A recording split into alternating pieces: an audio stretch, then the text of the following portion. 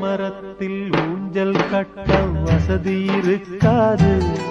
நீ தோல பார்த்து மாடு குடிச்சா தொழிலுக்காகாது.